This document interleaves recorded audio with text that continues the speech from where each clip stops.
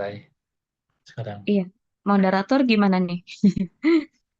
Bisa langsung dimulai atau masih nunggu, Pak Ketua?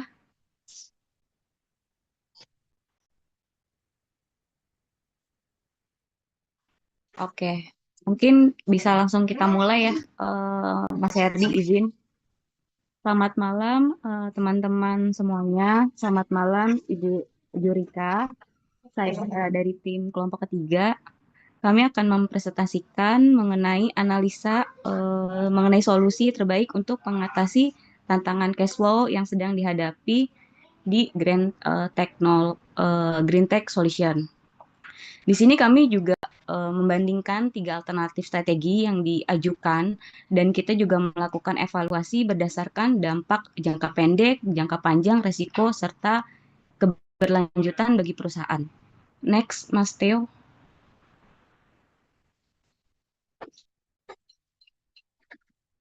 Untuk agenda presentasi hari ini terdiri dari tiga bagian utama. Yang pertama, kita akan membahas mengenai latar belakang dan tantangan yang dihadapi di Green Tech Solution. Yang kedua, kita juga akan melihat tiga opsi yang diusulkan. Dan yang ketiga, kita akan melakukan analisis komparatif untuk menentukan kira-kira solusi terbaik beserta roadmap implementasinya. Untuk selanjutnya akan dilanjutkan oleh tim yang lain. Oke, Terima kita kasih. lanjutkan. Pertama kita bedah masalahnya apa di sini. Jadi setiap dalam 2 tahun terakhir tuh revenue growth-nya lumayan ada 20%, tapi masalahnya tuh untuk mengkolek penagihannya tuh butuh 40 hari, itu waktu yang sangat lama, dan untuk R&D-nya spend-nya cukup tinggi dan banyak barang yang menumpuk di gudang. Jadi inti masalah itu cash masuknya lama, tapi quota cepat, R&D-nya juga biayanya terlalu besar. Nah, ini yang mengancam cash flow. Selanjutnya boleh Vera ya, silakan. Untuk yang ini, yang pertama pilihan kita adalah cash inflow atau opsi ini hanya menangani satu sisi persamaan cash flow, yaitu mempercepat uang masuk dari pelanggan.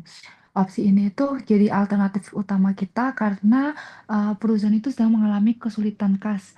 Lamanya waktu pembayaran dari pelanggan itu bikin semakin lama pelanggan membayar, semakin lama pula juga perusahaan mendapat uang yang masuk. Untuk mengatasi ini, kita ada 4 strategi. Strategi pertama yaitu memperkuat syarat kredit yang tadinya 45 hari, kita ubah jadi 30 hari. Yang artinya tuh pelanggan berarti harus membayar lebih cepat dibandingkan sebelumnya. Yang kedua itu memberikan early payment discount atau diskon pembayaran lebih awal. Jadi kalau misalnya ada pelanggan yang membayar 10 hari lebih awal, mereka akan mendapatkan potongan. Yang ketiga, melakukan evaluasi kredit atau scoring pelanggan.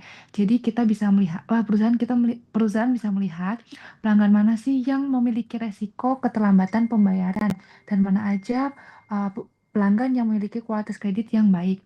Yang keempat itu ada tim collect dan follow up agar proses penagihan itu menjadi lebih efektif dan tidak ada piutang yang terlambat ditagih.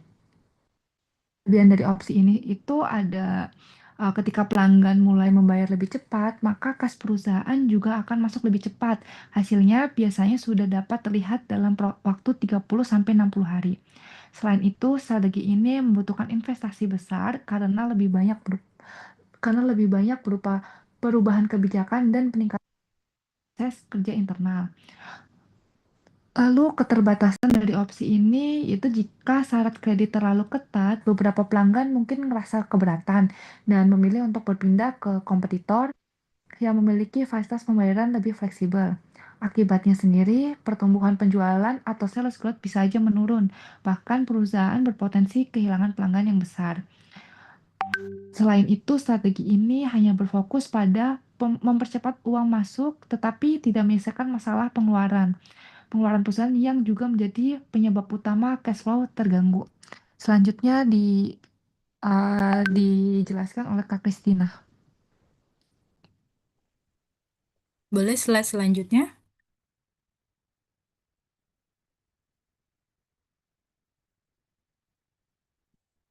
Oke, Oke sebelumnya deh, slide sebelumnya. Baik, melanjutkan. Jadi opsi kedua berfokus pada pengelolaan inventory dan hubungan dengan supplier. Jadi strateginya ini meliputi pengurangan inventory, penerapan sistem just in time, negosiasi, perpanjangan termin pembayaran, serta diversifikasi supplier. Pendekatan ini memang dapat mengurangi dana yang terikat di inventory dan menekan biaya penyimpanan. Namun, implementasi GIT memiliki resiko stock out yang dapat mengganggu operasional dan penjualan. Selain itu, posisi perusahaan yang sudah mengalami tekanan pembayaran membuat negosiasi dengan supplier menjadi lebih sulit.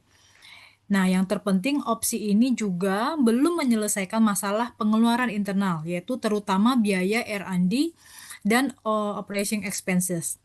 Next. Jadi, opsi ketiga adalah pendekatan yang kami rekomendasikan. Fokus utamanya apa? Yaitu memperkuat manajemen keuangan dan pengendalian pengeluaran melalui cash flow forecasting, evaluasi prioritas R&D, pengurangan biaya operasional yang tidak esensial, serta penguatan budgeting dan financial controls. Nah, keunggulan utama opsi ini apa? Yaitu kemampuannya untuk mengatasi akar masalah cash flow tanpa mengganggu pertumbuhan penjualan. Perusahaan memperoleh visibilitas yang lebih baik terhadap penggunaan kas dan dapat mengambil keputusan secara lebih proaktif. Memang dibutuhkan perubahan budaya dan disiplin keuangan dalam implementasinya, namun manfaat yang dihasilkan bersifat jangka panjang dan berkelanjutan. Selanjutnya akan dilanjutkan oleh Mas Aldi. Ya, makasih Mbak. Izin melanjutkan. Nah, ini adalah matriks perbandingan 3 opsi. Yang pertama itu adalah dampak cash flow jangka pendek, di mana opsi 1 dan opsi 3 sama-sama tinggi. Untuk opsi 2-nya sedang, karena butuh waktu lebih lama untuk menghasilkan cash nyata dari optimasi inventory. Kemudian dampak cash flow jangka panjang, opsi 3 unggul jauh, di mana opsi 1 dan 2 hanya sedang, karena masing-masing membawa resiko customer churn dan stock out yang mengancam kestabilan jangka panjang. Kemudian resiko terhadap sales growth, opsi 1 berisiko tinggi dan opsi 2 sedang. Kemudian di opsi 3-nya minimal. Hanya opsi 3 yang tidak mengganggu proses penjualan sama sekali. Resiko terhadap hubungan supplier, opsi 2 paling berisiko karena meminta perpanjangan terms dari posisi yang sudah lemah. Opsi 3 justru memperbaiki hubungan supplier karena pembayaran menjadi lebih terprediksi. Kemudian yang kelima, kemudahan implementasi. Opsi 2 paling sulit karena butuh perubahan besar di supply chain-nya. Berbeda dengan opsi 3 relatif lebih mudah karena seluruhnya bersifat internal dan hanya butuh komitmen manajemen. Lalu sustainability, opsi 1 dan 2 terbatas karena hanya fokus pada satu aspek. Opsi 3 paling sustainable karena sistemnya terus bekerja dan semakin kuat seiring pertumbuhan perusahaannya. Yang terakhir, pelindungan R&D dan product development. Opsi 1 dan 2 tidak memberikan mekanisme apapun untuk melindungi R&D. Tetapi di opsi 3, satu-satunya yang memasukkan evaluasi R&D secara struktur agar tetap terarah dan efisien. Kemudian akan dilanjutkan oleh Mas Alfian.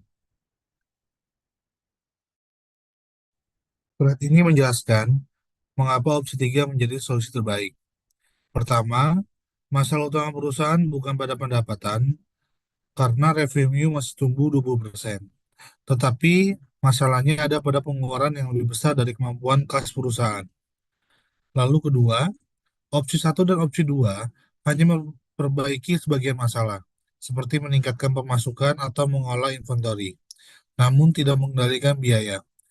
Lalu yang ketiga, opsi 3 memberikan cash flow forecasting dan budgeting sehingga manajemen dapat mengkontrol pengeluaran secara proaktif berdasarkan data.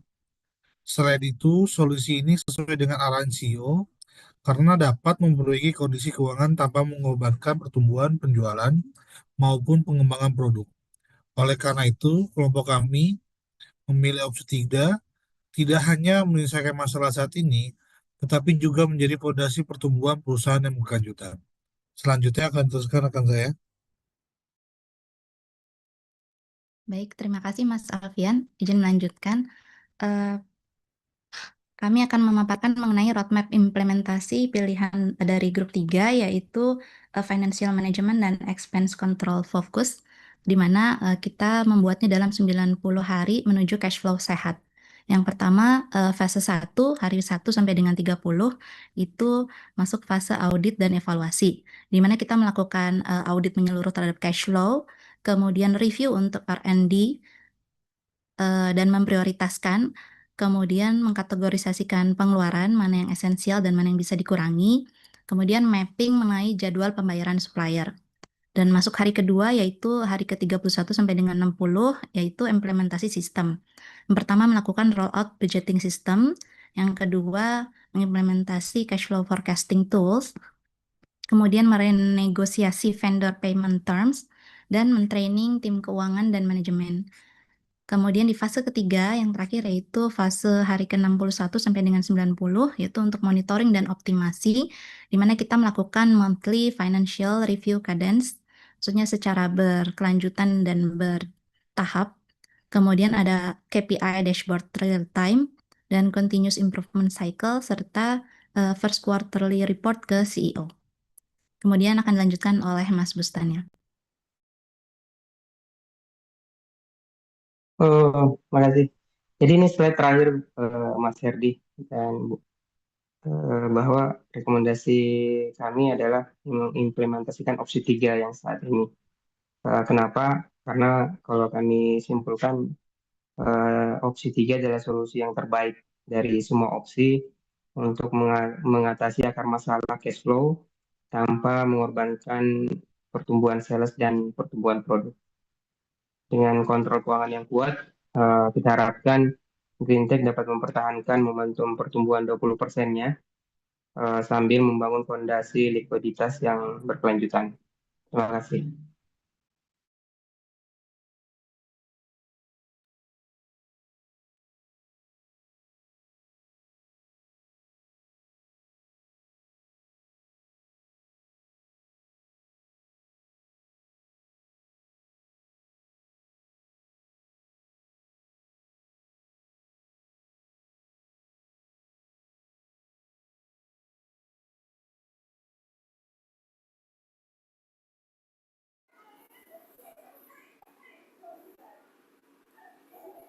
Mungkin izin Pak Herdi, ya kalau tidak ada yang mewakili kelompok satu, saya coba bertanya ke kelompok tiga.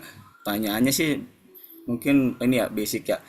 Kan tadi kan kelompok tiga itu memilih atau mempertahankan opini bahwa mengontrol atau mengelola biaya ini ya, fokus ke expense control fokus gitu. Nah, maksudnya biaya apa yang dikontrol dan secara realnya itu seperti apa. Sedangkan kan di soalnya itu kan sudah apa ya, sudah dijelaskan bahwa permasalahan utamanya itu ada di bagaimana penjualan yang tinggi tapi cash flow-nya tidak teratur gitu. Sementara sih di persoalannya tidak terlalu banyak dibahas terkait biaya. Nah, sekarang seperti apa cara mengontrol biaya yang dimaksud dari kelompok tiga mungkin. Terima kasih.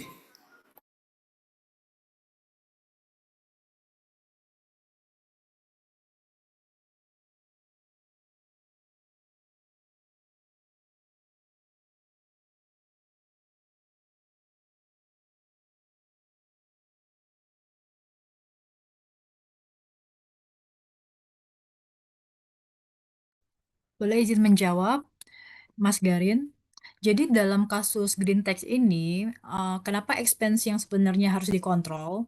Jadi karena revenue mereka itu tumbuh 20%. Artinya masalahnya itu bukan kurang di penjualan, tetapi cash mereka keluar lebih cepat daripada cash masuk.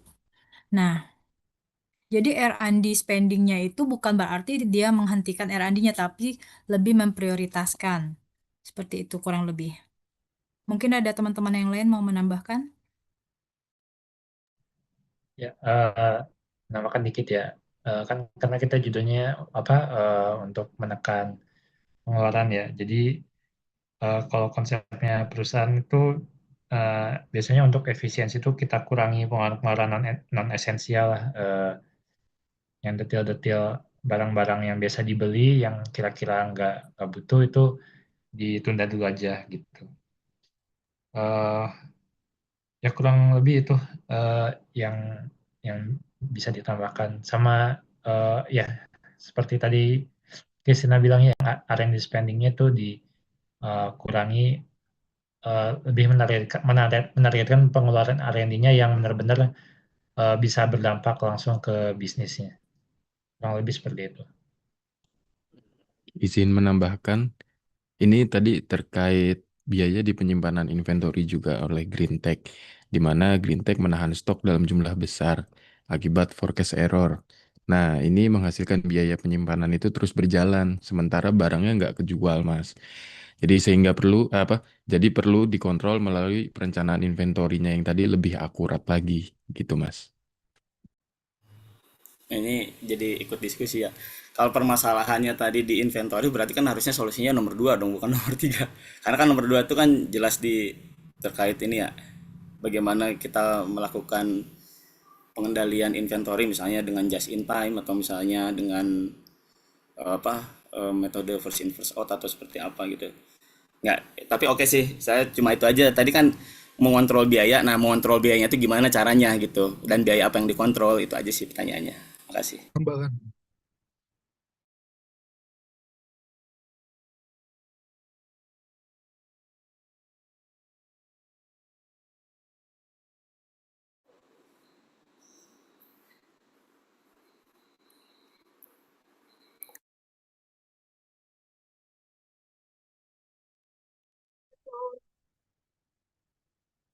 Di kelompok dua kan?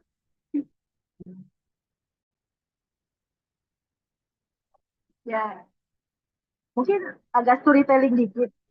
Mirip sama, saya langsung aja ya. Saya langsung aja ya.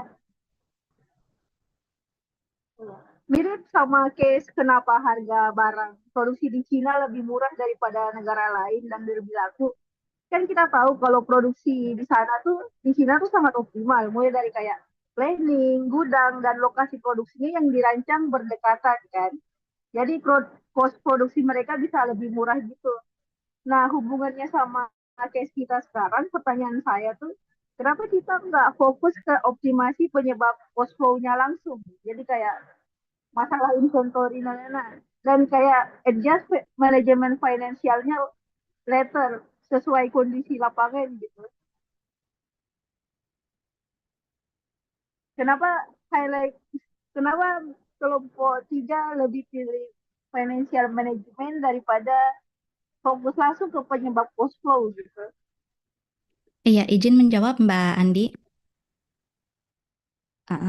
Mungkin tadi seperti yang di slide ditampilkan oleh Bu Jorika sebelumnya, kan ada common cash flow challenges ya. Yang pertama ada timing issues, over-reliance on borrowing, dan poor sales. Kalau untuk kasus Greentech mungkin lebih ke timing issues kalau buat tadi yang pembayaran itu. Kemudian how to overcome itu kita bisa dengan melakukan cash flow forecasting dan cost control. Kalau tadi pertanyaan pertama dari Mas Garin, sebenarnya apa sih yang dilakukan, cost apa saja yang harus dipangkas? Sebenarnya itu sudah tertuang dalam roadmap implementasi tadi. Pertama kita audit dulu cash flow-nya, kemudian R&D-nya kan sesuai permintaan CEO ya, dia tidak mau sales growth itu terganggu, kemudian juga R&D development tidak boleh dikorbankan. Nah, dari tadi perbandingan yang sudah kami tampilkan juga, ada perbandingan ketiga opsi. Di situ untuk pilihan yang ditawarkan oleh grup 1 dan grup 2, kalau kita lihat ke sales growth, itu misalkan kelompok 2 ini ada resiko JIT yang tadi resiko stock out, kemudian belum menyentuh masalah development R&D-nya itu sendiri gitu. Sedangkan kalau yang dari grup 3 kami sudah menjaga dengan melakukan yang namanya tadi ya sudah kami sampaikan di satu fase itu identifikasi proyek prioritas. Kemudian expense categorization, mana yang esensial, mana yang reducible. Kemudian juga membuat pemetaan pembayaran supplier yang memang sudah terlambat itu tadi. Mungkin itu. Yang lain mungkin bisa menambahkan. Terima kasih.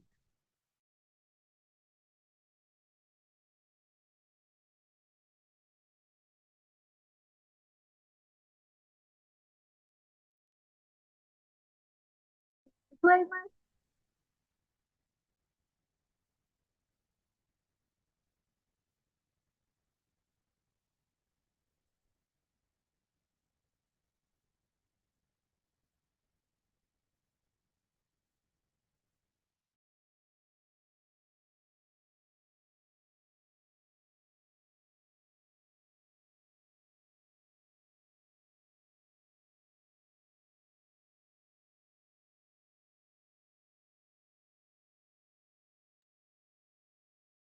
Baik, terima kasih Mas Herdi.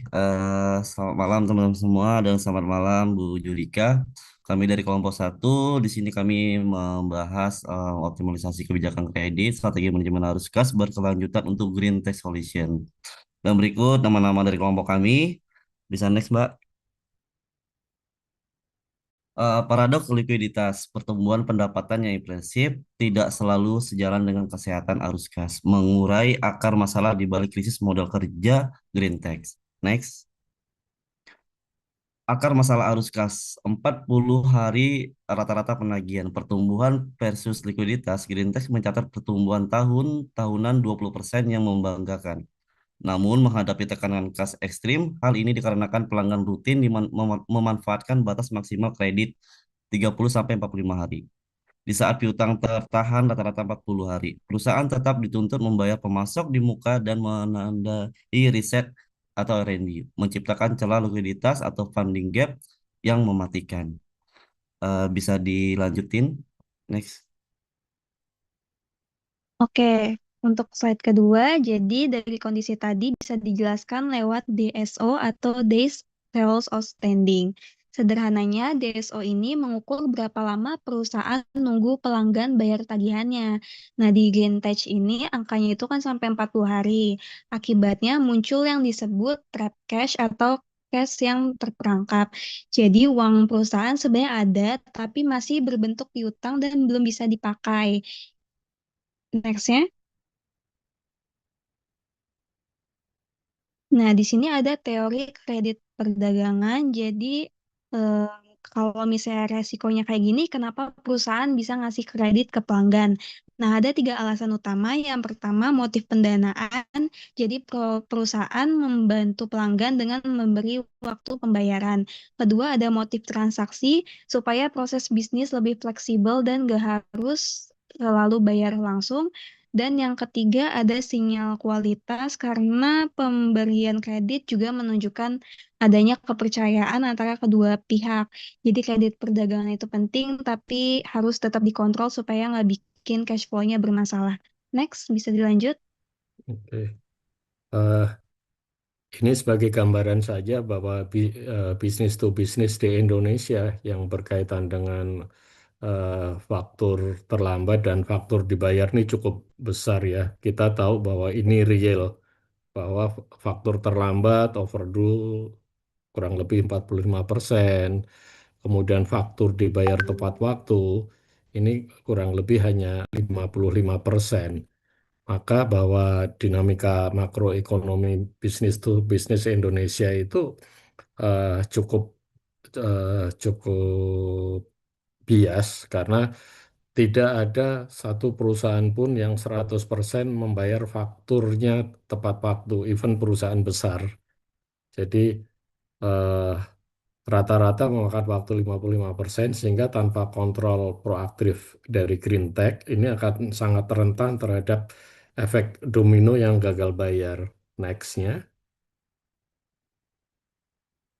Nah, untuk mengatasi masalah ini ada 3 rencana restrukturisasi yaitu melakukan strategi yang pertama, rencana pertama melakukan standar kredit 5C, yaitu bahwa sebelum kita memberikan kredit, tentunya kita harus mengetahui karakter dan track record dari si penerima kredit itu. Kemudian eh, kapasitas keuangan dari pembeli itu harus kita pastikan bahwa dia mampu mempunyai kapasitas untuk melunasi utang operasional. Kemudian butuh kapital, yaitu menilai struktur modal dan ekuitas dari pembeli sebagai penahan goncangan krisis ekonomi jangka pendek.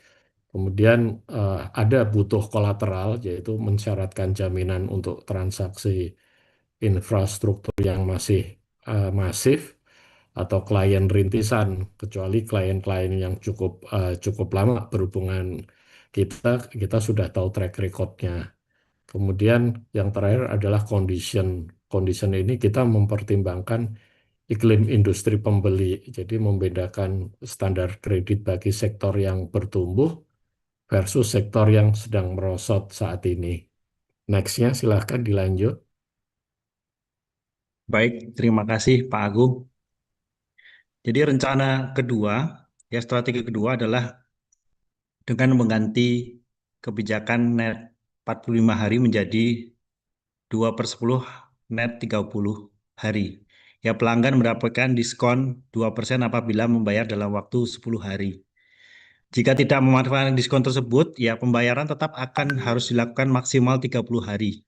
Dengan tujuan adalah mempercepat ya arus kas masuk tanpa menghilangkan ya fleksibilitas bagi pelanggan. Next. Jadi kalkulasi biaya kredit ya yang seperti di simulasi bahwasanya dari sisi pelanggan ya mengabaikan diskon 2% berarti menanggung biaya kredit tahunan sekitar 36,73% ya seperti di perhitungan formulasi tadi. Ya angka ini lebih tinggi ya dibandingkan dengan biaya pinjaman bank pada umumnya karena itu ya pelanggan yang rasional akan memilih membayar lebih cepat ya dibanding ya harus menanggung resiko yang sudah menjadi kewajiban pelanggan. Next. Ya dalam kerangka analisis marginal, nah dalam analisis biaya dan manfaat marginal ya, pengorbanan diskon sebesar 2% sebenarnya jauh lebih kecil dibandingkan dengan manfaat yang diperoleh, ya, sehingga kas masuk lebih cepat sehingga dapat digunakan untuk membiayai biaya operasional ya atau R&D tanpa tambahan pinjaman. Ya, sebaliknya mempertahankan DSO yang tinggi justru menciptakan ya opportunity cost yang lebih besar. Silakan selanjutnya, teman-teman. Ya, baik. Kemudian rencana ketiga, yang pertama adalah langkah preventif ya, dilakukan H-3 sebelum jatuh tempo melalui penagihan memberikan pengingat otomatis yang dikirimkan secara automatic reminder kepada klien. Kemudian jika pembayaran belum diterima setelah jatuh tempo, maka pada H+3 keterlambatan kita akan mengirimkan pemberitahuan tunggakan secara formal melalui email atau telepon langsung. Kemudian apabila tunggakan berlanjut hingga H+15 keterlambatan, maka sanksi operasional akan diterapkan berupa credit hold. Jadi pada tahap ini pengiriman layanan atau barang jasa itu dibekukan sepenuhnya hingga klien melunasi tunggakan tersebut. Kemudian jika masih melakukan penunggakan juga di H+60 akan dilakukan eskalasi akhir ke agen penagihan eksternal atau debt collector atau tindakan litigasi hukum atas wan prestasi kontrak tersebut. Next.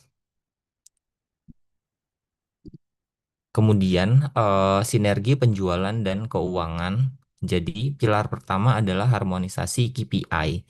Jadi kita akan mengubah paradigma tim sales dengan mendasarkan komisi pada pendapatan tertagih, bukan lagi sekedar angka kesepakatan atau deal di awal. Hal ini bertujuan untuk memutus kebiasaan mengobrol janji kredit dari para sales ini untuk mengejar target. Kemudian yang kedua, integrasi data. Jadi sistem CRM penjualan kini terhubung langsung dengan sistem keuangan.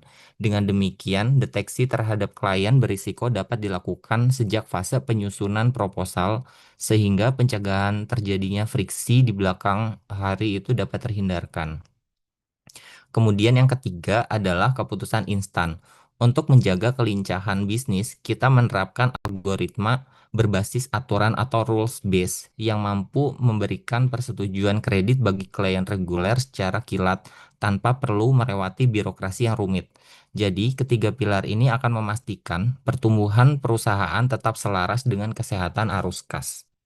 Next, bisa dilanjutkan dengan tim yang lainnya. Baik, transformasi digital AR ada 3 tahap, yaitu meninggalkan proses manual, penagihan kertas dan spreadsheet menyebabkan penarikan pembayaran lambat 67%.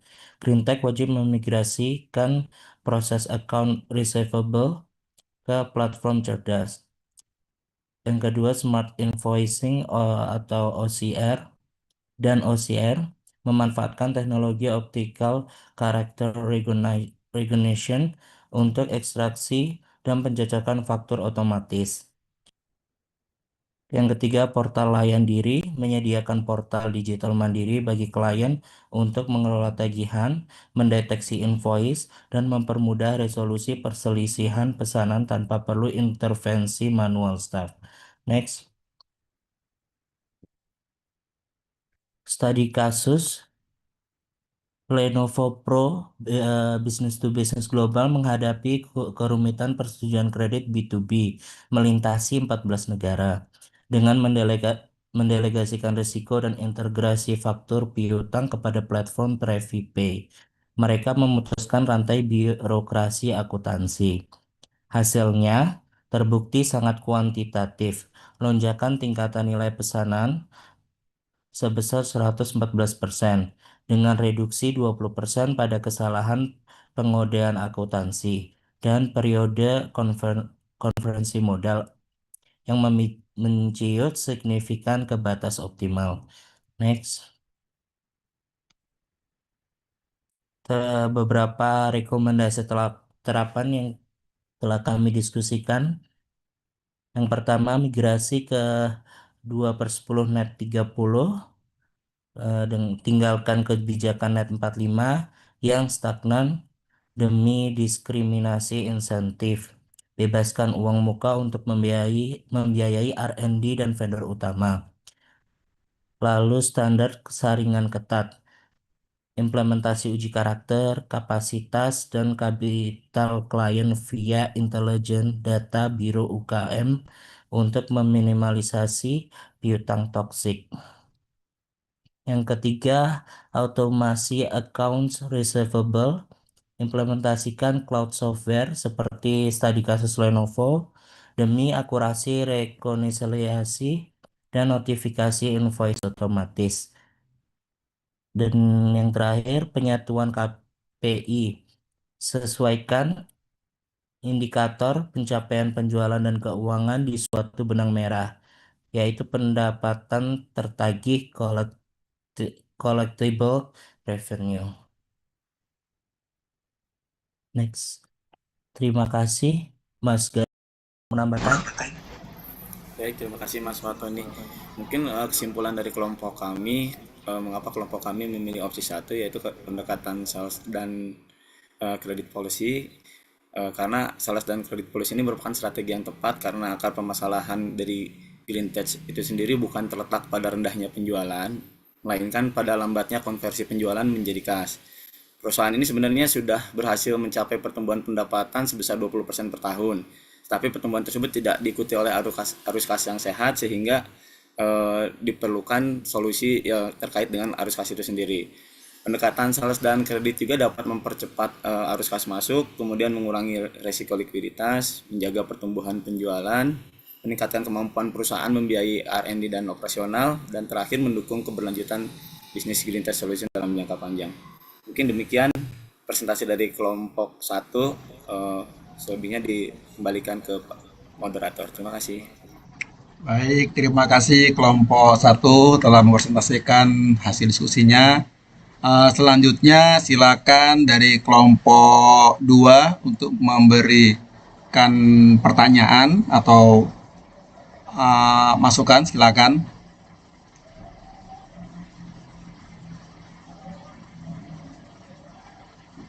Saya mau bertanya, Mas. Ya, monggo silakan, Mbak. Oke. Jadi perusahaan saya ini kan kebetulan yang menerapkan DSO ini. Sebelumnya yang tadinya 120 hari menjadi 70 hari. Nah, tentunya kan ini hal tersebut akan membuat customer juga kaget ya. Ketika misalnya customer lewat bayar dari 70 hari, mereka akan menanggung beberapa resiko yang mungkin menjadi customer pasti akan kaget lah ketika membayarnya itu dipersempit. Nah, gimana cara kita untuk mengedukasi ke customer terkait hal tersebut gitu. Karena kalau misalnya kita juga terlalu agresif bikin customer itu untuk cepat bayar kan khawatirnya pindah ke kompetitor lain gitu. Mungkin itu. Terima kasih. Monggo silakan dari kelompok 1 untuk menanggapi pertanyaan dari Mbak Alra. Silakan. Boleh saya jawab deh Mas Herdi. Jadi Mbak Alra biasanya pada saat sebelum transaction kan sales itu selalu ketemu dengan customer ya. Nah, edukasinya di situlah di saat dia ketemu sel bahwa Anda mempunyai ini loh yang kita tawarkan kalau Anda bisa bayar lebih cepat dapat keuntungan pengurangan tadi itu 2% tadi itu Mbak Alra atau ya sama tentunya dalam dunia sales mereka pasti keep in touch dengan customer nggak bisa semena-mena juga sih seperti itu. Cuma educationnya ya harus diberikan pada saat sebelum transaksi terjadi ataupun kalau transaksi sudah terjadi customer lama kita bisa bisa menginfluence terus begitu sih Mbak Alra. Itu Mbak Ra. Baik, Jadi Pak. Terima kasih. intinya diberi iming-iming. Nanti kalau bayarnya bisa dipercepat, dapat diskon gitu ya Pak Agung ya. Betul. Dapat diskon. Jadi ya yang penting profitnya masih terjaga. Walaupun diskonnya sekian persen, yang penting sudah diperhitungkan, profit tetap terjaga. Seperti itu. Oke, cukup ya dari kelompok 2 ya. Biar mempersingkat waktu. Selanjutnya dari kelompok 3. Kelompok 3 silakan untuk menanggapi atau bertanya. Izin bertanya dengan kelompok 1, Mas Herdi. Tadi Ya, kan silakan. pada slide terakhir itu kan ada slide rekomendasi yang diterapkan kan ya. Nah, dari 4 rekomendasi ini kan semuanya kan membutuhkan investasi simultan kan. Ada migrasi sistem pembayaran, ada implementasi. Nah, pertanyaannya kan di situ kan dijelasin kalau misalnya si Green Tech itu kan sedang dalam krisis cash flow. Nah, kalau misalnya dia menambahkan investasi, itu dari mana dana untuk mengeksekusinya di semua sekaligus? Bukankah itu malah justru menambah beban pengeluaran di saat yang paling kritis ya? Sekian. Ada yang Terima menjawab kasih. kalau Mas Garin atau mungkin saya sebentar aja nanti lanjutin Mas Garin ya. Jadi Mbak sebenarnya di dalam dunia bisnis tuh selain ini ada yang namanya mungkin Bapak dan Ibu pernah dengar CESI ya. CESI itu menjual eh, akun receivable kepada pihak ketiga. Nah, itu biasanya sangat common sih di perusahaan untuk dilakukan itu. Jadi untuk mengatasi short cash flow-nya, sementara dia punya punya apa akun receivable yang besar, dia pindahin tuh ke pihak ketiga. Dan pihak ketiga yang dalam praktek ini sih banyak sih. Jadi dia, oke, saya punya punya jaminan ini saya kasihkan, makanya tadi dikasihkan contoh Lenovo itu.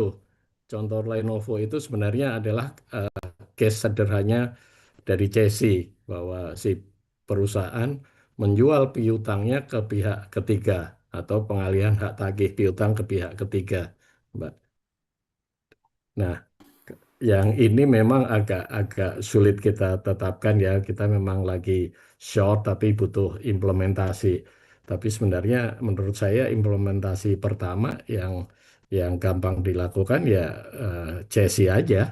Karena di luar eh, kita ini banyak perusahaan yang menerima itu pengalihan hak tagih. Itu menurut saya, Mbak. Mungkin Mas Garin bisa nambahin, Mbak. Baik, makasih Pak Agung. Sebenarnya rekomendasi yang dari kelompok kami ini siapkan ya dari 4 tayangan seperti yang ada di tayangan ini. Empat-empatnya ini sebenarnya berada di jalur yang sama dengan pernyataan bahwa eh, Pernyataan bahwa ya ini ada di sales and credit policy ya. Yang pertama kan kami bagaimana cara biar uangnya itu cepat kita terima, yaitu ngasih diskon. Kalau dalam pembayaran dalam 10 hari kita kasih diskon 2%. Kemudian yang kedua, standar saringan ketat atau 5C itu kan salah satunya ya kita memitigasi resiko bagaimana kita memilah customer mana yang memang baru kita kenal gitu. Bisa juga misalnya customer baru kita terapkan juga dengan pembebanan pakai DP gitu ya. Misalnya dia DP 5%, kemudian customer lama kita boleh kasih kredit yang lebih panjang tapi tetap kita mitigasi juga risikonya. Kemudian yang ketiga, account receivable udah dijelaskan sama Pak Agung tadi ya. Dan yang terakhir itu terkait rekomendasi penyatuan KPI itu maksudnya, jadi kita jangan hanya menjual, targetnya penjualan naik sampai 20%, 30% gitu. Tetapi kita tidak bisa menerima cashnya gitu. Ya sebagai contoh kayak misalnya perusahaan motor gitu ya. Dia penjualan sampai 1000 unit tapi ternyata baru bulan kedua, ketiga nunggak gitu. Nah, dengan penyatuan KPI ini maksudnya target penjualan dari si sales ini harus disinkronkan dengan target penerimaan cash yang akan diterima oleh perusahaan. Mungkin rekomendasi dari kami sebenarnya tidak keluar dari solusi dari poin 1 sih mungkin. Demikian Mas Herdi. Terima kasih Pak Agung dan teman-teman kelompok 1. Oke, terima kasih. Gimana Mbak Nur Fitriani, apakah jawabannya sudah memuaskan? Oke deh Mas. Terima kasih kelompok 1. Oke, terima kasih kelompok Sama-sama. 1 dan teman-teman sudah menanyakan. Untuk mempersingkat waktu selanjutnya ya kita ke kelompok 2 untuk mempresentasikan hasil diskusinya. Waktu dan tempat dipersilakan.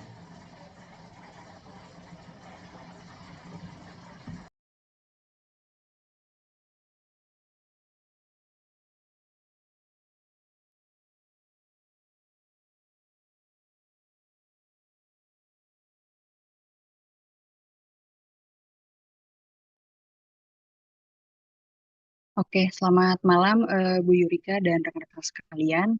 Kami dari kelompok 2 akan mempresentasikan analisis dan rekomendasi kami untuk kasus Green Tech Solution, khususnya dari sudut pandang inventory management dan supplier payment. Selanjutnya, Mas. Oke, di sini sebelum kita membahas solusinya, kita perlu juga memahami terkait masalah utama yang sedang dihadapi dari Green Tech Solution. Di sini impact-nya Green Tech ini bukan perusahaan yang sedang mengalami penurunan bisnis, justru perusahaan ini sedang bertumbuh cukup pesat dengan pertumbuhan pendapatan sekitar 20% per tahun dan berhasil mendapatkan beberapa kontrak besar dari customer. Namun di balik pertumbuhan tersebut ada beberapa masalah yang sering terjadi, yaitu penjualan yang meningkat tapi kondisi kas yang justru semakin menurun. Di sini kita ada 3 masalah utama yang sedang dihadapi perusahaan. Yang pertama adalah persediaan berlebih atau overstock. Dan untuk mengantisipasi peningkatan permintaan, Greentech membeli dan menyimpan stok dalam jumlah besar. Yang sayangnya permintaan pasarnya ini tidak tumbuh secepat yang diperkirakan, sehingga banyak persediaan yang belum terjual. Akibatnya sejumlah besar dana perusahaan ini tertahan dalam bentuk inventory dan tidak dapat digunakan untuk kebutuhan operasional lainnya. Lalu di sini masalah kedua adalah tekanan dari supplier. Karena arus kas yang semakin ketat, maka perusahaan mulai mengalami keterlambatan pembayaran kepada supplier. Dan kondisi ini tentunya mulai mengganggu hubungan bisnis dengan supplier dan bahkan ada beberapa supplier yang mempertimbangkan untuk memperketat syarat pembayaran atau menghentikan pengiriman barang. Lalu di sini masalah ketiganya adalah adanya ketidakseimbangan arus kas atau cash flow mismatch. Karena Greentech rata-rata baru menerima pembayaran dari pelanggan setelah 40 hari, sementara perusahaan harus mengeluarkan kas terlebih dahulu untuk membeli persediaan, untuk membayar supplier, dan mendanai aktivitas R&D. Selanjutnya.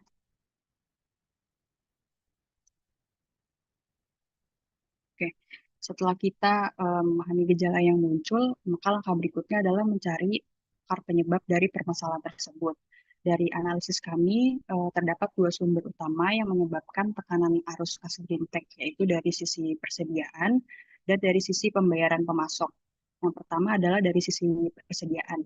Green Tech ini menyimpan inventory dalam jumlah yang cukup besar karena memperkirakan adanya peningkatan permintaan di masa depan. Namun ternyata forecasting yang digunakannya ini belum cukup akurat sehingga stok yang tersedia tidak sepenuhnya sesuai dengan kebutuhan pasar. Selain itu, perusahaan juga belum menerapkan pendekatan inventory yang lebih efisien seperti just in time atau lean inventory, yang berakibat banyaknya produk yang disimpan terlalu lama di gudang sebelum terjual. Nah, kalau kita lihat dari perspektif keuangan, inventory yang berlebihan ini sebenarnya sama seperti kas yang tidak produktif. Karena dana perusahaan sudah dikeluarkan untuk membeli barang, tetapi belum menghasilkan pendapatan karena barang tersebut belum terjual. Jadi semakin lama barang ada di gudang, makin besar pula biaya penyimpanannya, biaya penanganan, serta risiko penurunan nilai dari barang tersebut. Selanjutnya, dari sisi pemasok. Saat ini Green Tech masih melakukan pembayaran dalam jumlah besar dibuka kepada supplier. Tentunya kondisi ini membuat perusahaan harus mengeluarkan kas sebelum memperoleh profit atau keuntungan dari penjualan produk tersebut. Selain itu, perusahaan juga belum memanfaatkan kekuatan negosiasi yang dimiliki untuk memperoleh termin pembayaran yang lebih panjang. Padahal sebenarnya Green Tech punya peluang untuk mendapatkan syarat pembayaran yang lebih fleksibel. Akibatnya di sini terjadi ketidaksesuaian waktu antara kas keluar dan masuk.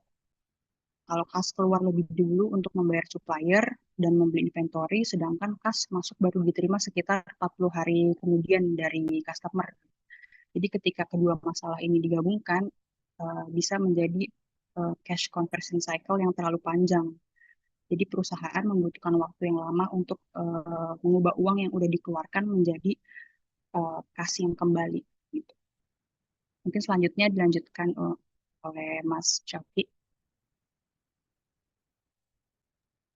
Terima kasih Mbak Alra.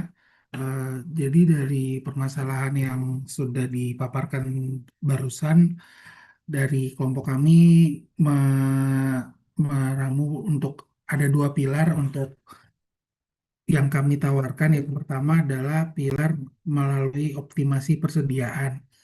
Ada 4. Yang pertama adalah menerapkan JIT atau Just in Time dan pengisian ulang berbasis permintaan.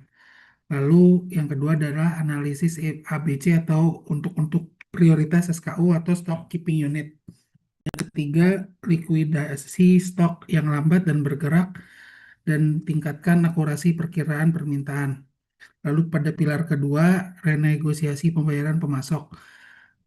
Di pilar kedua ini ada 4 juga, ada perpanjangan termin pembayaran di 45-60 hari ke depan, lalu ada negosiasi pengaturan konsinyasi, eksplorasi pembiayaan rantai pasok, dan program diskon pembayaran awal.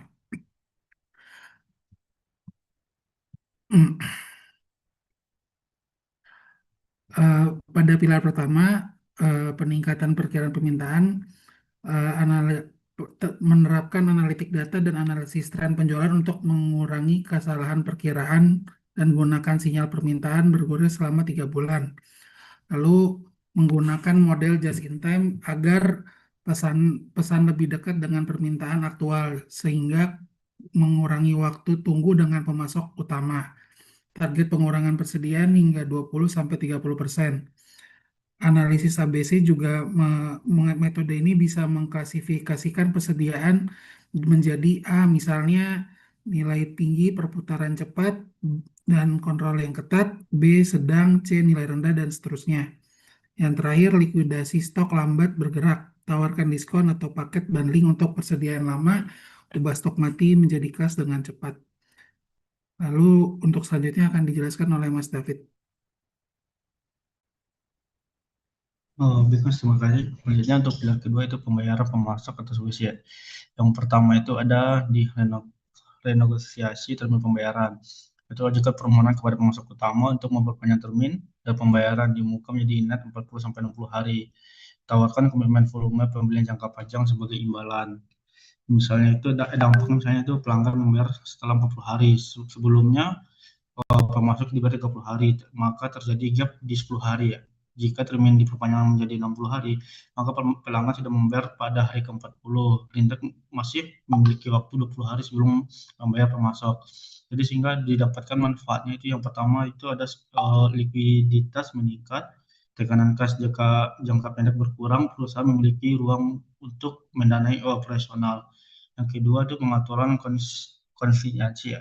Negosiasi skema konsinyasi itu Green Tech hanya membayar pemasok saat persediaan terjual, menghilangkan arus kas keluar di muka dan menyelaraskan insentif kedua pihak.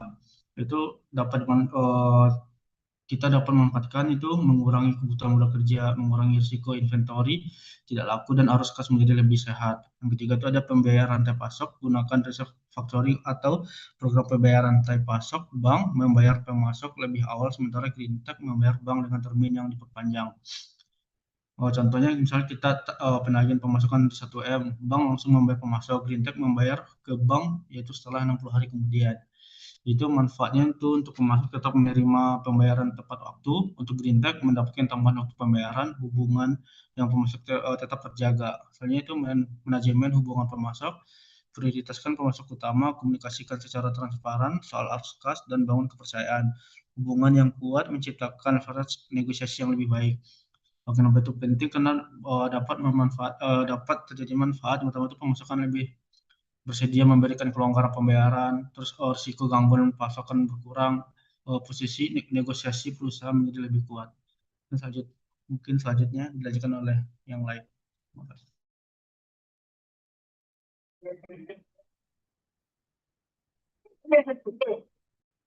Baik.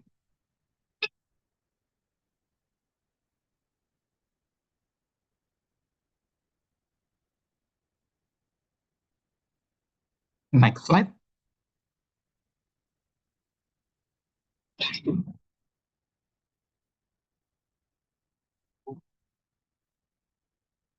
Oke, adapun dampak yang diharapkan terhadap arus kas dari program-program yang sebelumnya disebutkan oleh Mbak Elra dan Mas David itu kita dapat melihat adanya improvement dari siklus konversi kas dari sebelumnya 85 hari menjadi 30 hari, kemudian days of payable outstanding dari 20, setelah renegosiasi kita bisa jadi 50 hari, kemudian hari persediaan juga dari outstanding sebelumnya 65 hari menjadi 45 hari, dan rata-rata pengumpulan piutang juga bisa turun dari sebelumnya 40 hari menjadi 35 hari. Next slide. Adapun peta jalan implementasinya sudah kami siapkan juga Bapak Ibu sekalian. Jadi di fase 1 harapannya ini bulan pertama dan bulan kedua itu kita pertama melakukan audit dan klasifikasi persediaan berdasarkan ABC tadi ya. Yang A yang paling urgent, B medium, yang C mungkin less likely kebutuhannya dalam waktu dekat gitu ya. Kemudian kita lakukan identifikasi dan likuidasi dari stok yang nggak bergerak atau stok yang lambat. Kita buka dialog renegosiasi dengan pemasok. Kemudian kita juga melakukan freeze pemesanan pembelian yang tidak kritikal ya, yang saat ini ada di pipeline. Untuk jangka pendek di bulan ketiga dan keempat, di fase 2 ini apa yang bisa kita lakukan? Yang pertama adalah kita melakukan implementasi forecasting, demand forecasting ya, alat perkiraan permintaan kita implement, kemudian finalisasi termin pembayaran dengan pemasok baru, kemudian uji coba kita lakukan just-in-time method dengan 3 pemasok utama, kemudian kita explore opsi pembiayaan rantai pasok. Di bulan ke-5 dan ke-6 itu kita apply just-in-time method di seluruh rantai pasok kita, kemudian melakukan finalisasi pengaturan konsinyasi, kemudian melakukan pemantauan atas SKK bulanan dan melakukan penyesuaian jika diperlukan, kemudian melakukan peninjauan, review, dan optimalisasi basis pemasok. Berikutnya.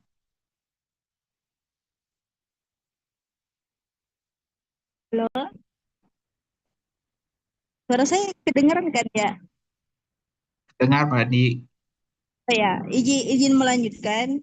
Jadi kita tadi udah nyebutin beberapa rekomendasi kan, dan gimana metode yang bisa diterapkan untuk mengoptimasi bagian inventory dan negosiasi dengan pemasok. Tetapi berdasarkan metode tersebut, kita mendapatkan ada beberapa risiko. Nah, sebagaimana yang tampil di layar, risiko yang paling tinggi itu pertama yaitu pemasok menolak termin baru. Kan kita bisa melakukan renegosiasi, tapi ada kemungkinan pemasok menolak negosiasi kita. Nah, jika pemasok menolak usulan tersebut, perusahaan akan menghadapi tekanan arus kas dan kita harus membayar lebih cepat daripada menerima pembayaran dari pelanggan. Oleh karena itu, ada solusinya yang kita dapat sarankan. Perusahaan dapat menawarkan komitmen kerjasama jangka panjang dan jaminan volume pembelian yang lebih stabil. Perusahaan juga dapat memulai negosiasi secara bertahap dengan pemasok yang sudah memiliki hubungan kerjasama yang baik. Selanjutnya, penerapan sistem just in time itu bisa menyebabkan kehabisan stok. Kenapa? Karena jika ada kemungkinan permintaan meningkat secara tiba-tiba atau pemasok mengalami keterlambatan pengiriman. Perusahaan dapat mengalami kehabisan stok dan kehilangan peluang penjualan. Oleh karena itu, solusinya perusahaan perlu menjaga stok cadangan untuk produk-produk penting atau barang kelas A, serta memantau kinerja dan waktu pengiriman pemasok secara rutin. Selanjutnya, diskon persediaan merusak belum diskon persediaan merusak margin. Dampaknya itu kita prediksi sedang, karena perusahaan dapat menggunakan program diskon untuk mempercepat penjualan persediaan yang menumpuk dan meningkatkan arus kas. Tapi kalau diskonnya terlalu besar atau penerapannya pada produk-produk yang masih memiliki permintaan tinggi, margin keuntungan dapat menurun. Oleh karena itu, solusinya kita targetkan diskonnya hanya di stok lambat, slow moving atau yang kelas C. Hindari produk margin yang tinggi yang cepat terjual. Dan terakhir, tadi kita ada bilang kalau mau mengoptimasi peninjauan pasokan dan pemasok pakai sistem forecasting.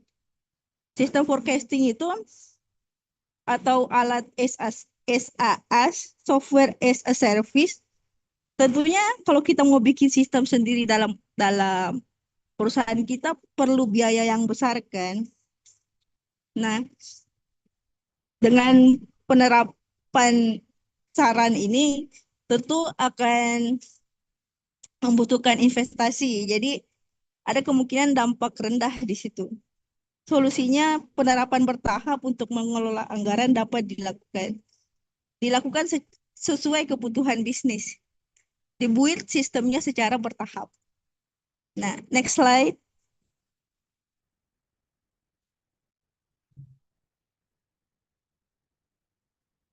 Nah, sebagai simpulan, solusi yang kami usulkan berfokus pada dua area utama, yaitu optimalisasi persediaan dan perbaikan kebijakan pembayaran pada pemasok. Terus, tujuan akhirnya adalah meningkatkan cash flow tanpa menghambat pertumbuhan bisnis Green Tech Solutions.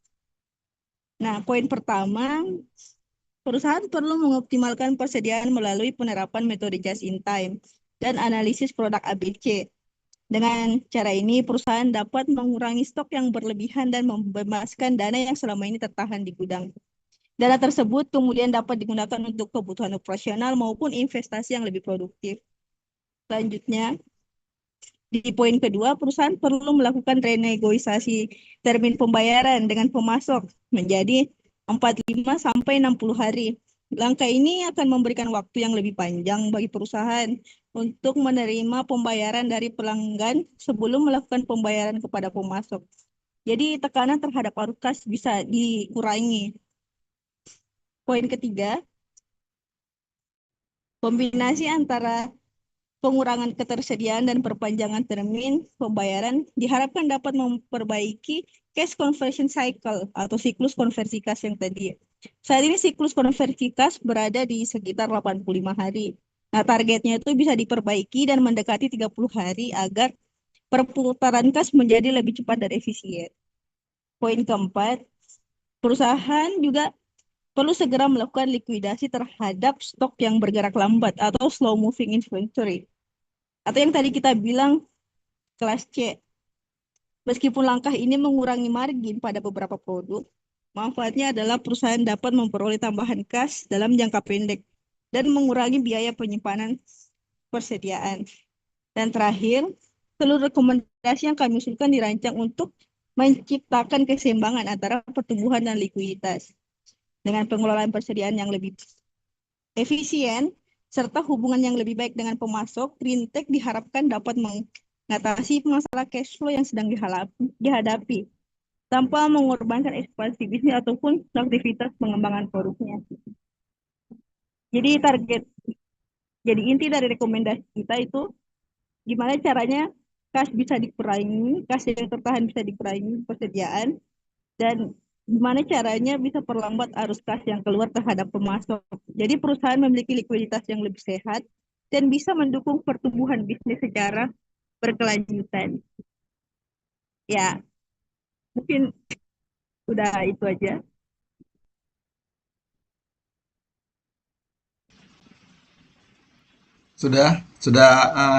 Sudah ya dari kelompok 2 ya. Terima kasih atas pemaparan atau presentasinya. Selanjutnya dipersilakan dari kelompok 1 untuk memberi tanggapan atau pertanyaan.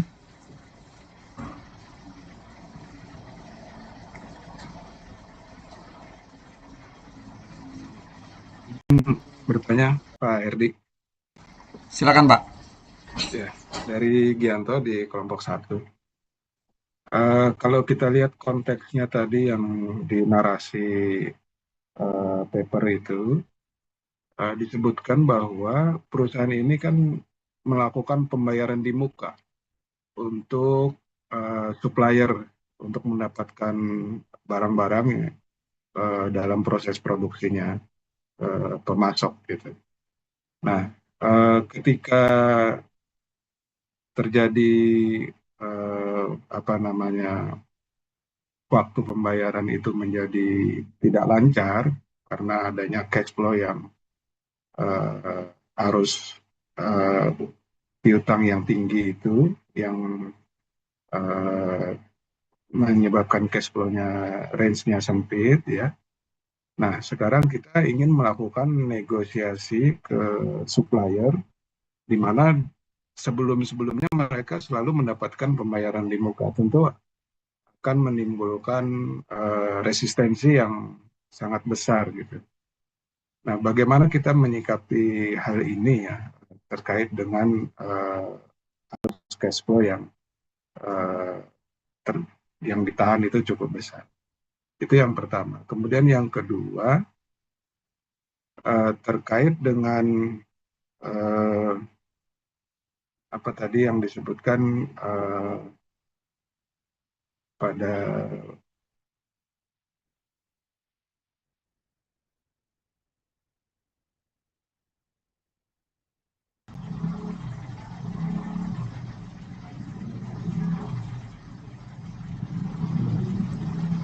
ya mungkin itu aja dulu Pak Herdi. Iya Pak, mungkin satu aja cukup Pak, karena waktu juga udah mau habis. Silakan kelompok 2 untuk menanggapi pertanyaan dari Pak Gianto. Mungkin coba saya jawab ya Mas. Silakan Mas. Pak, memang benar dalam kasus Greentech ini perusahaannya sebelumnya melakukan pembayaran di muka ya kepada supplier untuk memperoleh bahan baku produksi. Namun ketika piutang usaha meningkat dan pelanggan baru membayar rata-rata 40 hari, maka terjadi tekanan pada arus kas karena uang keluar lebih dulu dibandingkan uang masuk ya Pak. Maka di dalam kondisi seperti ini, pendekatan yang kami usulkan bukan langsung menghentikan pembayaran, tetapi melakukan negosiasi yang bersifat win-win dengan supplier. Misalnya kita menjelaskan kondisi cash flow secara transparan kepada supplier bahwa perusahaan masih memiliki prospek pertumbuhan yang baik, namun sedang mengalami ketidaksesuaian waktu antara penerima dan pengeluaran kas. Terus kita juga menawarkan komitmen pembelian jangka panjang atau volume pembelian yang lebih besar sebagai kompensasi atas perubahan cara pembayaran. Dengan begitu supplier tetap mendapatkan kepastian penjualan. bagaimana jika supplier itu menolak ya Pak? Mungkin dari pandangan kami itu merupakan salah satu risiko yang sudah kami identifikasi. Oleh karena itu, mitigasinya adalah memberikan jaminan volume pembelian, menjaga komunikasi yang baik, serta memulai negosiasi dari supplier yang memiliki hubungan paling kuat dengan perusahaan. Jika masih ditolak, maka punya satu alternatif lagi adalah untuk menggunakan pembayaran rantai pasok atau mencari supplier yang menawarkan syarat-syarat pembayaran yang lebih fleksibel. Mungkin itu dari tanggapan kami. Oke, terima kasih Mas David. Gimana Pak Gianto? Apakah tanggapannya memuaskan? Ya, terima kasih Pak Herdi. Ini memang seperti buah si malakama ya kan Pak Herdi kan. Sedangkan kita sendiri kan membutuhkan stok yang kontinu untuk melanjutkan bisnis gitu. Jadi mungkin itu saja tanggapannya Pak Herdi. Memang resikonya cukup tinggi ini. Iya. Ya baik, terima kasih Pak Gianto dan Mas David atas tanggapan dan pertanyaannya. Selanjutnya dari kelompok 3, monggo silakan untuk menanggapi dan memberi pertanyaan kepada kelompok 2. Waktu sudah tepat, dipersilakan.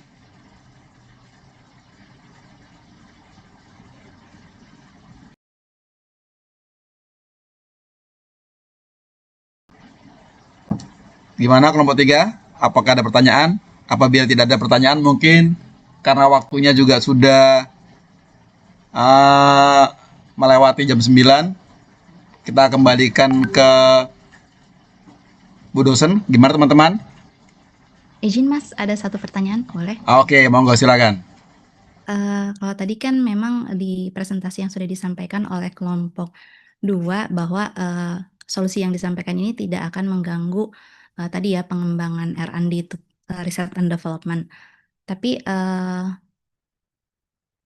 kan kalau misalkan biaya untuk R&D ini kan tergolong besar. Apabila tidak dikontrol pada hanya menajamkan dari sisi inventory management dan supplier payment dengan negosiasi yang mungkin tadi ada resikonya ya, bisa diterima atau tidak diterima, anggaplah resikonya tidak terjadi atau minim. Tapi kalau apabila biaya R&D ini tidak dikontrol kan pasti juga akan mengganggu cash flow. Itu seperti apa tanggapannya? Terima kasih. Terima kasih Mbak Prita. Silakan dari kelompok 2 untuk menanggapi pertanyaan Mbak Prita.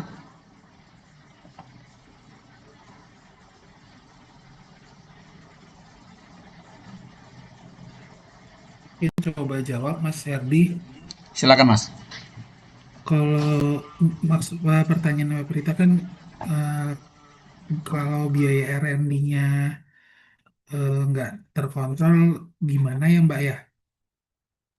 Ya betul, karena di soal kan sudah dibilang bahwa biaya R&D itu termasuk yang tinggi. Anggaplah yang opsi kali ini berhasil, tapi jika biaya R&D itu terus bertambah tidak kita kontrol, itu kan juga akan mengganggu cash flow juga perusahaan pada akhirnya. Kalau dari yang kami pahami ya Mbak, kalau yang dari kami pahami mungkin nanti teman-teman yang lain mungkin bisa bantu menjawab juga. Kalau yang dari kami pahami sih pertama itu bukan fokus kelompok kami ya Mbak tentang expenses ke R&D. Pertama itu, yang kedua fokus kami kan lebih ke inventory management dan supplier payment-nya. Jadi kalau menurut kami gimana caranya justru dengan cara kami ini si expenses untuk si R&D ini tidak terganggu Mbak, dan gimana caranya karena dari yang kami pahami dari soal itu R&D untuk pengembangan hardware dan software di perusahaan Green Tech ini tuh yang saya tangkap dari soal ini sangat penting. Jadi gimana caranya growth dan R&D ini tuh tidak bisa terganggu biaya dan revenue-nya, tapi gimana caranya ini yang harus solusi ini nih yang saya tangkap solusi ini nih jalan keluarnya nih mengelola inventory dan supplier payment ini supaya dua tadi itu tidak terganggu ininya keuangannya gitu loh Mbak. Yang saya tangkap sih seperti itu. Makanya kalau menurut saya sih solusi yang kami tawarkan dengan cara mungkin tadi JIT atau mungkin emang tadi kalau renegosiasi dengan supplier itu ada resikonya, tapi dengan asumsi kami kita sudah berjalan beberapa tahun dengan supplier yang ada kan, mungkin kita sudah bisa ini ya, bisa punya bargaining power juga untuk istilahnya nego dengan mereka gitu Mbak. Jadi pasti kalau asumsi kami sih harusnya resikonya juga mungkin masih bisa ditaker dan tidak besar gitu loh Mbak. Menurut kami sih seperti itu. Mungkin teman-teman ada yang mau nambahin?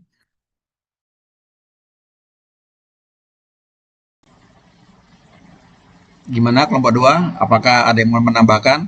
Atau mungkin dari Mbak Prita, apakah jawaban dari Mas Oki sudah mewakilin? Seperti apa? Ya, cukup Mas Herdi. Oke ya, cukup ya. Karena sudah jam 9, kita beri aplaus dulu ke semua tim, ke kelompok 1, kelompok 2, kelompok 3, atas presentasinya dan pemaparannya yang luar biasa. Selanjutnya kami kembalikan ke Bu Dosen untuk memberi tanggapan atau masukan dari presentasi teman-teman dari kelompok 1, kelompok 2, kelompok 3. Waktu dan tempat kami persilakan Bu Dosen. Terima kasih. Oke. Baik, terima kasih Mas Herdi. Oke, saya rasa untuk diskusi kita hari ini sudah terus-terus membaik ya. Jadi saya melihat teman-teman diskusi mulai mengangkat dari akar masalah, lalu bagaimana strategi sampai bagaimana ada untuk mitigasi risikonya ya jadi ada risiko lalu bagaimana mitigasi risiko. Oke, jadi kalau kita lihat di sini kan diskusi kita dibagi dalam 3 kelompok, di mana kelompok 1 tuh berfokus pada sales and credit policy fokus. Jadi fokus grup 1 ini bagaimana bisa improving cash flow by modifying companies sales and credit policies. Nah, sedangkan di kelompok 2 itu berkaitan inventory management and supplier payment focus. Jadi fokusnya pada improving cash flow by optimizing inventory management ya. Dan kalau berkaitan dengan supplier payment berarti negotiating better supplier payment terms. Sedangkan grup 3 itu berfokus kepada financial management and expense control. Jadi nanti fokusnya ini bagaimana bisa improving cash flow by reducing unnecessary expenses and enhancing company's financial management. Nah, sebenarnya kalau kita lihat dari diskusi, teman-teman sudah memberikan bagaimana strategi untuk diskusinya, lalu mengidentifikasi dulu akar masalah, lalu strategi, dan juga sampai ke mitigasi risiko. Nah, kalau di fokus grup 1 itu kita bisa lihat ya bagaimana modifying company sales and credit itu sudah pasti berkaitan dengan kita memperketat credit policies ya. Jadi supaya apa? Kita bisa mereduce credit period ke customer karena dia terlalu agak lama ya dari 30 sampai 45 hari. Nah, mungkin kita bisa untuk tighten credit policies-nya di bawah 30 hari. Jadi mungkin start di 15 sampai 30 hari. Nah, tadi juga sudah dibahas teman-teman. Yang kedua juga adanya pemberian payment discount. Nah, jadi memperkenalkan terms untuk payment discount misalnya yang selalu memang selama ini dipakai dalam penawaran payment discount itu berkaitan misalnya 2N 2/10 N per 30. Artinya ya kalau dia biar dalam waktu jangka 10 hari maka dia bisa dapat 2%. Rata-rata mostly begitu. Dan juga tadi memang kalau kita lihat berkaitan itu dengan adanya credit check ya. Jadi bagaimana kita untuk customer baru memperketat, memastikan bahwa perusahaan itu tidak akan mengalami risiko tinggi atas klien yang tidak membayar